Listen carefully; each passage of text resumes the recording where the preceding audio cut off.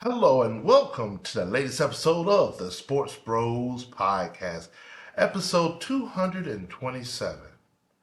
Now you're probably wondering, why does this sound different? Why does it look different? Whichever way that you check in on our platform, check in on our podcast, whether you listen to Spotify, Google, Apple Podcasts, or you look on YouTube, or whichever way you want to see or hear us.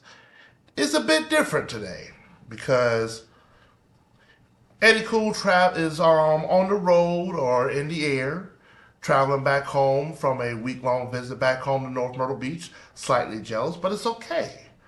And our prayers and thoughts go out to our very own money man, Scottie D, as he's going through, still out there, COVID-19.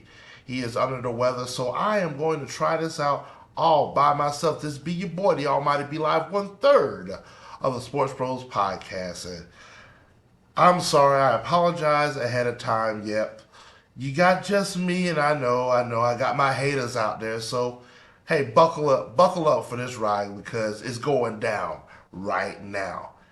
We're gonna bring in the top of the order.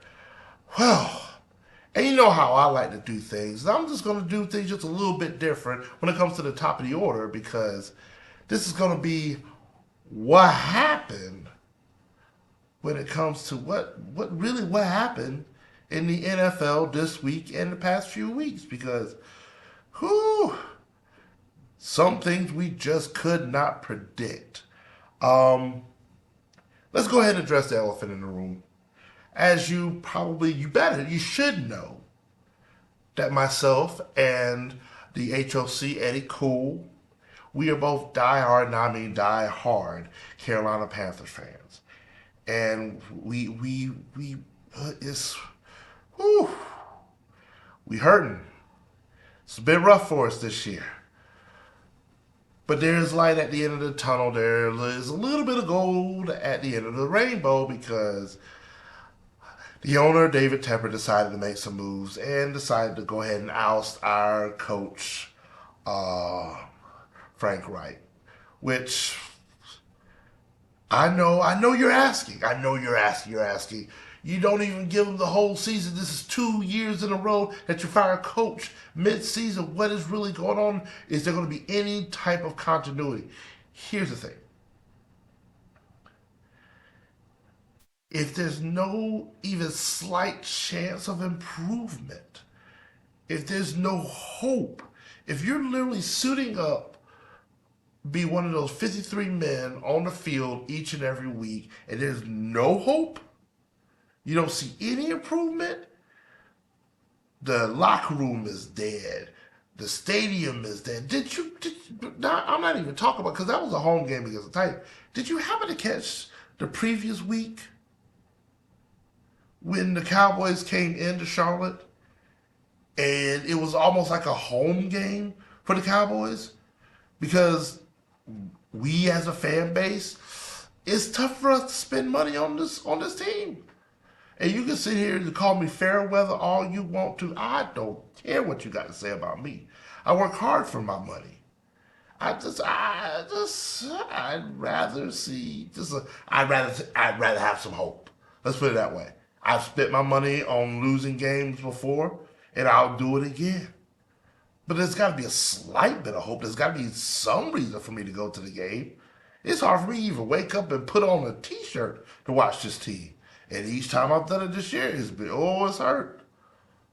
So when it just ain't happening, it just ain't happening. Now, would I wanted to see Steve Wilkes have the job this year and see how the team rallied around behind him? Yes, I would. But that mistake's already been made. I don't know what we're going to do as far as the coach search is going on right now. Interim's already been set.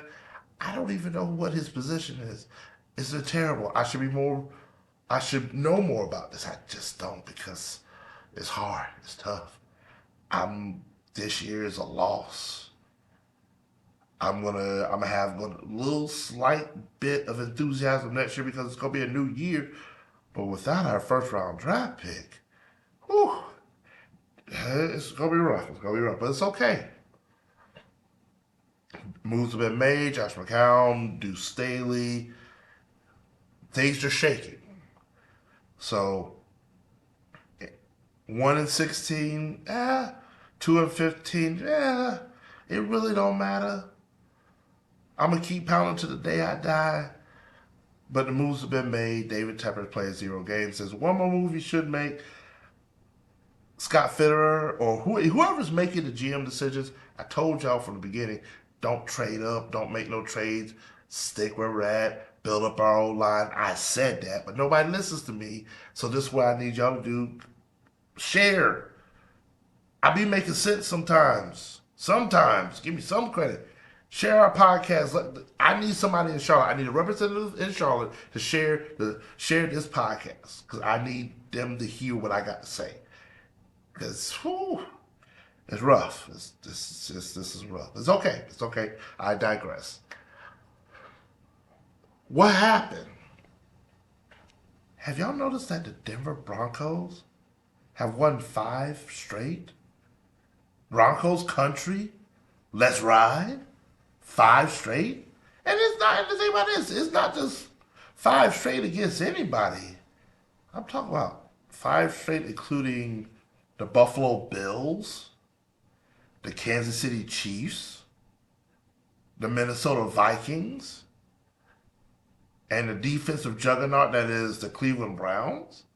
I know they're lacking at quarterback right now, but Denver is not playing around, and especially their defense. And it sort of looked like Russell Wilson, he's cooking a little bit. They're not sitting at 6-5, believe it or not. They're second in the division. And I mean, they're almost there. Momentum is on their side. I counted the Broncos out a long time ago, but we're seeing a resurgence of Russell Wilson. And like I said, that defense is not playing around. Ooh, they're taking heads off. So man, oh man, it's going to be interesting to see how the end of the year, when it comes to the Denver Broncos, how that really comes into play. And speaking of end of the season and how things play out, how things fall, if if the season ended today, and we were seeding and looking at the playoffs, can you believe this? The Pittsburgh Steelers, who I picked to be, I picked them to be dead last in their division. They be sitting at the 5 seed. They're sitting at 7-4 right now. The Pittsburgh Steelers, with their Hall of Fame coach, first ballot, Mike Tomlin. I don't know how he does it. I don't know how he does it, but he just manages to keep on doing what it do. The Steelers are in. The Cleveland Browns are in. The Indianapolis Colts, Gardner Minshew, backup QB, Indianapolis Colts are in the playoffs, while the Buffalo Bills and all-world Josh Allen and the Cincinnati Bengals are sitting at home. Cincinnati Bengals, without Joe Burrow, I know. It's tough. He's that dude. And injuries have plagued this season in the NFL. Part of the game, man. Woo. The years the backup quarterback is in full effect. So, hey. And then on the NFC side of things, I've been telling y'all about the Detroit Lions. They fell off this week, but they're still 8-3. I believe they're the number 2 seed in the NFC. 3 seed, 2-3 seed, 1-2. I ain't looking at it. It's all right. Y'all know what it is. Google it. But the Detroit Lions are leading their division. But here's the thing: the Minnesota Vikings would be in the playoff. The Vikings, really? They're on their 5th quarterback at this point in time. I'm just saying that's a whole nother situation with Josh Dobbs will figure out which Josh Dobbs we're gonna get, but it's all right. It's okay. It's gonna be interesting. But Green Bay Packers would be sitting at home. Who else would be sitting at home? The Los Angeles Rams. I don't know. Like what's going on with the Rams? I feel like I thought they still had the talent. Whew. Roles have been reversed. Jared Goff, good. Matt Stafford, not so much. But the NFL is already playing out to be quite the interesting season, and just remember one time I think I'm just going to go ahead and erase that episode where I predicted that the Carolina Panthers would win the division. Come on, there's a reason why. And the reason's still out there because guess what? The NFC South, nobody's above 500. Everybody has a losing record in the NFC South. It's just the Panthers have the worst of the four. Right now, if the season ended, the 5-6 Falcons, with their head-to-head victory over the Saints, would make it to the playoffs. The Falcons, the Falcons, Atlanta. Oh, my head hurts. And the Panthers are still not mathematically out, by the way. But yeah, we're not talking about that. We're not going to do that. So yeah, there's a lot of what happened in the NFL. But I want to go ahead and get that out of the way because you know me. You know how I like to do things. You know the meat and potatoes or why I wake up in the morning. It's college football. And coming up next, it's my version, just me, myself, and I, my version of the Be Live Top 5.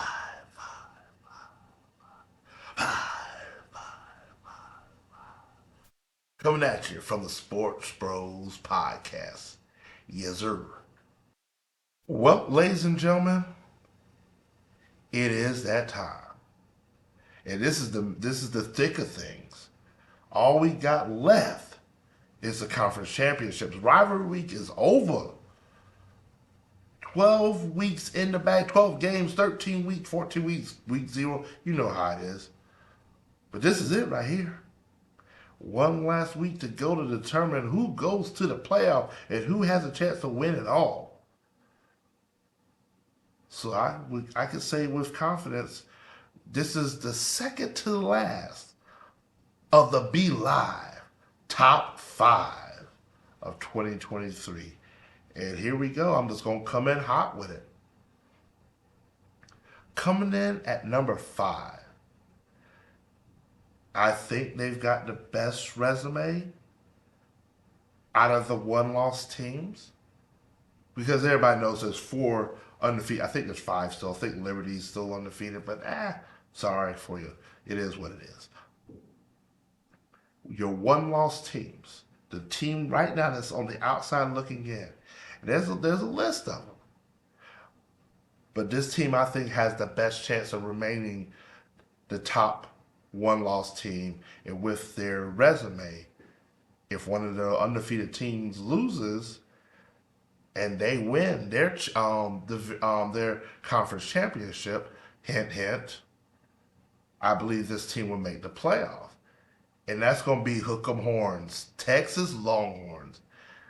They didn't have to beat Texas Tech that bad, but yes, they did because guess what? This is statement season. This is where you roll up your sleeves and you let the committee know we are playing 0 games. We're not playing to our competition. We're playing who we are. And good Lord, 57-7 against Texas Tech. They are making a statement. That Texas game, that Texas over Alabama is huge right now. They're on the outside looking in. They need help because 4 undefeated conference champions, there's your top 4. Clear as day. Now it's my job. It's my job. It ain't really my job, but I'm going to do it anyway. It's my job to let people know how I rank those 4 undefeated teams. Coming in at number 4. Whew. This is rough for me to do. Because I can move them all the way up to number two if I really wanted to. But their showing this past week has me doubting, has a lot of people doubting. But I'm gonna make that statement in just a moment. Coming in at number 4 are the Washington Huskies. Rivalry week, I can never say it right. I'm thick tongue, whatever it is. Y'all be alright. Coming in at number 4, the Washington Huskies. They struggled against Washington State.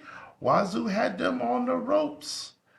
And if it wasn't for a late second field goal, we'd be singing a whole different tone about the Washington Huskies. Now, let me say this. All these playoff predictors and computers and all this other silly stuff that has Oregon has a better chance than Washington, even though Washington already beat Oregon. I understand that you're predicting that Oregon beats Washington. That you can't do that.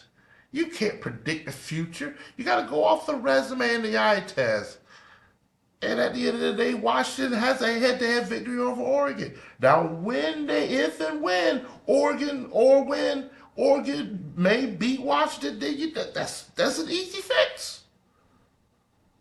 But for you to predict and just, wow, that's just wrong. Let it happen first. Let it happen. Why do we need these predictions? Rank them as they are right now, and then we'll see how it goes. That's why I have Washington at number 4, and I still have Florida State at number 3. Because Florida State didn't look that strong either with their backup quarterback. But here's the thing, it's rivalry week again. Florida State versus Florida. Florida's going to play tough at home in the swamp. They're going to play Florida State tough. But yeah, come on. That's why I have them at number 3. I'm not going to punish Florida State for their quarterback getting hurt. I'm not going to punish them. I know that the committee already did that, put them at number 5, and shame on them for doing so.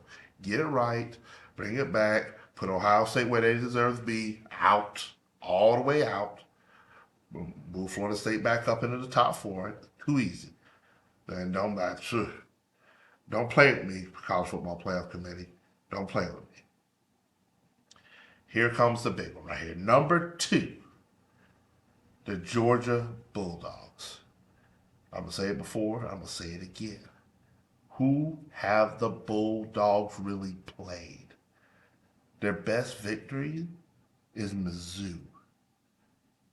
10-2 Missouri. 10-2 Ole Miss. I think Tennessee's 9-3 or 8-4. These are not really strong teams. Now, of course, you beat Alabama, then ta-da, you shut me up, and I'm pretty sure you have the number 1 seed. But according to the resume that I see before me right now, the way they played, yes, they played dominant against the SEC, and everybody perceives the SEC as the toughest conference. That's an absolute lie. Take the history out of it. This is not your grandfather's SEC. This is an SEC that's not that strong. Their defense is not really there. Outside of Georgia, I haven't seen too much of defense in the SEC. I'm just saying. Just saying. Because the SEC offensives aren't that high flying, but for them to have all this scoring outside of LSU, the LSU they know how to score. They can't stop a nosebleed or this running nose that I got going on right now. It's the season. It is what it is. With that being said, it does not pain me to say this, but I am a man of my word. And I'm here on the air right now to apologize to each and every person in Ann Arbor, Michigan, and all surrounding areas, all Michigan fans. Tristan, especially to you, my friend. I'm apologizing on the air to the Michigan Wolverines. I took them completely out of the playoff picture because they didn't have their head coach on the sideline. and all they did was prove me absolutely wrong. They ran a scheme. They played ball. Ohio State was not playing any games. I think Ohio State played conservatively. They could have opened the playbook a little bit more, but Michigan said it's us against the world, us against everyone, and they proved it. And now you get Harbaugh back.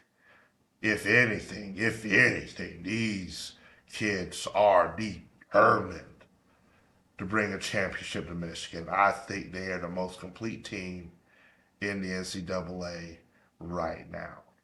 And I think they're more than capable of winning a championship. Michigan Wolverines, I apologize. Now finish the job. That's all I got to say. Now, with that being said, the top five, of course, is the most important thing that's going on right now. But I'm not going to leave y'all without a not top five because, hey, it's just me. So it's my segments. All day, every day. Let's get it. Let's go. Ah, boy. It was not a good week for teams with the initials OSU. So much to the point where they populated my not top five. That's speaking in a little other shit. I was trying to find five of them. I couldn't find five of them, but it's neither here nor there. But coming in at number five, Oregon State, the Beavers. See, what had happened was Oregon State, you are the Penn State of the former Pac-12. And now you're one of the two teams in the Pac-2, and that's a whole nother story within itself. They are still a conference, full-fledged conference, and hey, do what it do. I know they're talking with Mountain West right now in some agreement, but they are a conference. So, hey, hats off to them, but not hats off to the way they played Oregon. Because, woo, I think it was 31-7. Again, look it up. Hey, I would like to have notes. I just don't feel like it right now. It's what I do. Off the dome, baby. But I keep the entertainment. I keep the heat coming. Oregon State. DJ, my dude. Hey, bruh. This was your opportunity. I think this game was your opportunity to solidify that you're a top five quarterback. And whew, not a good look. Not a good look. And would I like for you to still be at Clemson? Yeah, but when you move on, you move on. Hey, I like Kelly Bryant before Trevor Lawrence, but you can't really argue with 15-0. I know Clemson season hasn't been that strong this year, but I don't have a say in those matters. DJ, I wish you the best in your future endeavors. I don't know if you're declaring for the draft this coming year, if you're staying another year. Hey, do what it do. I think the world of you. Not this game. Coming in at number four. Told you I'm on this theme. OSU. We're going from Oregon State University to Oklahoma State University. Now, I thought about this. But didn't they win, Eli? Yes, they won. In double overtime against BYU. They needed this game to win to solidify, to clinch, to make it to the Big 12 championship against Texas. And they didn't want it because BYU was winning by a couple of touchdowns for the majority of the game. And it was a miraculous comeback for Oklahoma State just to get here. But man, the way it looks right now, Mike Gundy, Texas is going to beat the brakes off of y'all. It's not even going to be pretty. Because they're out there, right now, they're out to make a statement. They want to leave absolutely no doubt. If one of these teams loses in this and one of these undefeated teams loses, they're in. Oklahoma State, whew, I feel for you. Because hook 'em horns, they're coming. Joe Dab, don't do that. Don't do that. I see the way you're looking at me right now. Don't do that. You cheesing right now because Oh, see, that's why I don't. That's why I don't give compliments out that much. Coming in at number three. This is dangerous to say where I live at, but it must be said. Coming in at number three, not top five. North Carolina. What happened? Y'all were ranked top 10. You got the Heisman favorite coming into the season, and all this and all the accolades, and you do what against your in-state rival? After you go toe to toe with Duke and understand Duke is their football program, wish them the best of luck after losing their coach. It is what it is. Money talks, and y'all know what walks. But North Carolina, your defense didn't show up at all. NC State scored on their first 8 possessions. 39-20 is not an indicator. It could have easily been much, much worse. North Carolina, I thought y'all were trending up. I was thinking that you're going to be one of those perennial powers in the ACC. But now I'm starting to think maybe Mac Brown, maybe it's coming to the end of that tenure. I don't know. But yeah, what a tough way to end the regular season. Y'all go to a bowl game and do what it do. Hey, it is what it is. Man, not the best showing.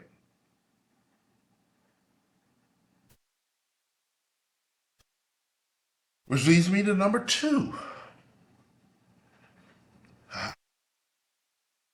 Louisville, Louisville. Make it to the top 10. At the end of the day, I do not care about conference alliance or anything like that. I have one team and I have one team only. But every now and again, especially when it comes to some of these rankings and some of these biases, like right now, I am anti SEC because I'm trying to get through everybody's head that they're not that good. And then Louisville, you come in and you lose to Kentucky. You're going to be in the ACC championship. You can't lose to Kentucky because then I got to hear it from these SEC Kool-Aid drinking idiots. You're killing me, Sauce. You're killing me. We'll see what happens in the ACC championship. Oh, it could be a mess. I don't know what to expect. I guess I'll be watching this Saturday. I'm going to be watching football. But number one, going back to my theme, this I smile about. The Ohio State University, most overrated. Ryan Day, God, you're 35-1 against everybody else at any given point in time. But this makes you now 1-6 in rivalry games and college football playoff games. 1-6. You can't win the big game. 3 straight losses against Michigan. Ryan Day, as great as you've been, as far as like Ohio State's in the picture every single year, I don't know how much more the people in Columbus are going to be able to tolerate losing to that team up north. I knew there was going to be some people calling for your head, and some experts like he shouldn't have to worry. I say he's 35-1 against everybody else. But Ohio State don't play around. Woo! Them buns might be hot. But we shall see. With a lot of decision making, and we'll see later on Tuesday. This will probably release on Wednesday. We'll see later on what the committee thinks and how far Ohio State drops. With that being said, I'm going to go ahead and segue into it. Usually we go into the choices of the voices. It don't feel right with me just being by myself. Give y'all another week to answer the question. And all three of us will talk about it and ridicule those and put people into the penalty box. But I'm going to do my own little thing to finish this show off because I just love college football. And I want to talk about it more. I gave you my top five, gave you my not top five. But I think I want to start segueing into what I'm going to do moving forward into the following year when we're going to have a 12 team playoff. It's going to be sort of the same style how I like to do things. I am I am an anti-establishment type of person. The college football playoff committee has never been right for the most part. I mean, at the end of the day, I think the right teams. I mean, 9 times out of 10, decisions been made for them. It's not that hard, but just the way they go about certain things, there's certain things they look at and don't look at, and certain biases that they have. I ain't for it, and I think it would just be better off if they just took the blinders off, took the look at more West Coast games, not be so SEC, and just because it's the SEC, think that they're better. Because the eye test, if you really look at that, see, I told you. And the thing about this, I'm not so much of anti-SEC that I don't want them to succeed. I just want people to see what I've been seeing on field. Because as much as I talk about the the upper echelon of the SEC, that's the top heavy. And even top heavy, Alabama shouldn't have won against Auburn. That's a whole nother story within itself. They should have won. Fourth and 31, the grave digger? How? How? The owl sway? Auburn, really? Oh boy, that just, I don't know what's going on with that, bro. But here we go. For the remainder of this season, I'm gonna still do my top five just because it it plays into the top four that's eventually gonna be picked this year. But I'm also gonna give you a preview of what I'm gonna be doing next year because I'm gonna retire the top five, and I'm gonna give you hashtag Be Live Playoff Bracket. Now you're thinking, oh, we're moving to 12 teams. We're moving to 12 teams. So Beeline's going to come with 12 teams? Absolutely not. No. Because I don't think 12, I still think 12 teams is too much. For what? For who and why? Why would there be 12 teams this year? So you can include not one, not two, but three lost teams? Or two, what is it, two lost teams? Whatever. It could be three lost teams. They lost the games that they shouldn't. If you're going to take it to 12 games, 12 teams, the Michigan Ohio State game has no meaning whatsoever. It has zero. All the hype that you have this year, it was because one was going to be in, one was going to be out. If you had 12 teams, they both be in. Of course, it'd be bragging that they still the game we play, but the rest of the world, I'm not going to be watching that as intently because I know they both will be in it. Yes, I'm telling you, it's actually going to drive down viewership. But Dad, don't listen to me. I don't know what I'm talking about. I said it a long time ago, and I'm sticking to my guns. It should be an 8-team playoff bracket. And that's what I'm going to give to you, the way things should be in my eyes. And this is going to be amidst all the chaos. So, my matchup as of right now, number 1 Michigan versus number 8 Tulane, the Green Wave. Tulane would make it to the playoff, being the highest ranked Group of 5 team, and they've been doing what it do. They're the highest ranked. Give them a chance. I think Michigan will annihilate them, but that's the whole purpose. Hey, let it be played on the field. I like the playoff. I don't like 1 versus 2, set up. But for all those people that like to talk trash about my Clemson Tigers, and how they wouldn't have made it if it was for the. You know what? I'm not gonna do that. I digress. I'll roll lead the demo. We'll get there in just a second. My playoff bracket next would be number 4 Florida State versus number 5 Texas. I think I explained exactly why they are ranked the way they are ranked. Now here's the thing. I know. I dropped Florida State from 3 to 4. I know I did that. You know what? You want to know why I did that? It's because if Washington beats Oregon, Washington will move up into they'll move up to number 3. They're not number 3 yet, but they'd move up to number 3 by having beaten Oregon twice. They'd have the better resume, and so therefore, that's how it is. That's why my bracket is different than my rankings. I do what I want. Hey, it's my rankings. It's my bracket. For number 5, Florida State, Texas. Next, number 3 versus number 6. I've got Washington versus Ohio State. I'm not going to punish Ohio State that much because at the end of the day, they lost. Their only loss is to the number 1 team in my eyes. So they would make an 8-team playoff.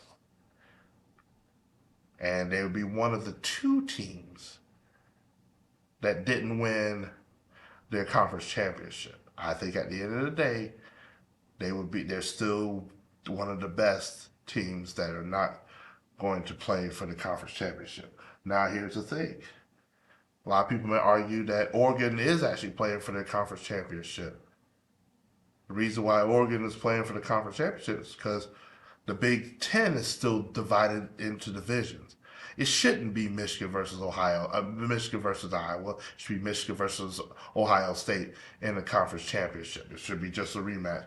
They'll figure that out, and they need to figure it out anyway because it's set up that way. Iowa can't.